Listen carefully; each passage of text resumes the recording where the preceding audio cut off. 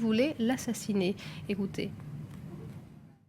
Quelqu'un est venu m'informer, et c'était la troisième personne, pour me dire attention, toute cette affaire ne vise qu'une chose, arriver à vous arrêter même pour une semaine, le temps de pouvoir, d'une manière ou d'une autre, vous administrer un poison.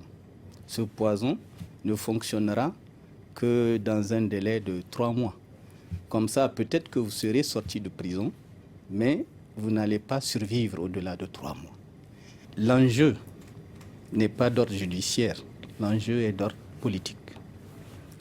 Monsieur Issoufou Mahamadou a juré depuis 2012 de se débarrasser de moi en 2013 et de faire tout ce qu'il est possible de faire pour m'empêcher de l'affronter aux élections de 2016. Vous êtes soupçonné d'être mêlé à un trafic de bébés au Niger. On appelle ça la supposition d'enfant. Donc en clair, votre deuxième épouse, qui est déjà, elle, en prison, il faut le rappeler, avec une quinzaine d'autres personnes, est accusée d'avoir acheté, on peut le dire comme ça, hein, des enfants au Nigeria voisin.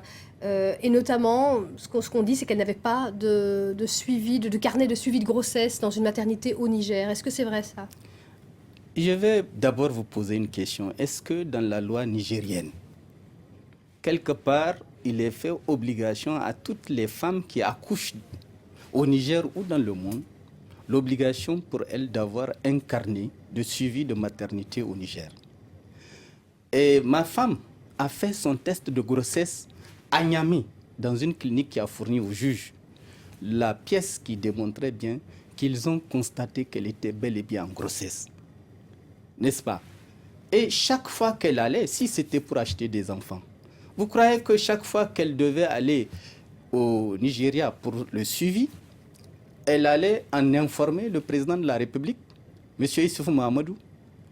M. Issoufou Mahamadou qui, à chaque fois, par 3 fois, lui apportait des subsides, parce qu'à ce moment, on s'entendait très bien, pour aller et revenir.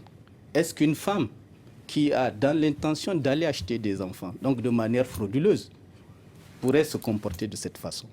Et pour vous disculper complètement dans cette affaire, pourquoi est-ce que vous ne proposez pas notamment de faire des tests ADN qui montreraient à tout le monde que vous êtes bien le père de ces enfants? Non, ma femme, lorsqu'elle a été interpellée par le juge, a spontanément proposé à celui-ci de faire un test ADN pour démontrer que ce qui la concerne, il n'y a aucun problème.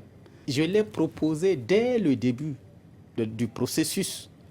Mais après ce qui s'est passé devant le juge en présence des avocats, ce sont les avocats de ma femme qui lui ont dit il n'est pas question dans les conditions troubles dans lesquelles cette affaire se passe que vous acceptiez de faire un test ADN parce que rien ne vous permettra de vous assurer de la sincérité du test. Combien de temps pensez-vous rester en France? Et je ne compte pas rester longtemps en France parce que c'est au Niger que je dois me retrouver.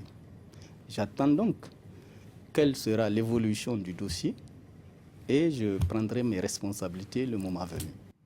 Et voilà pour cet entretien avec Ama Amadou, le président de l'Assemblée nationale du Niger.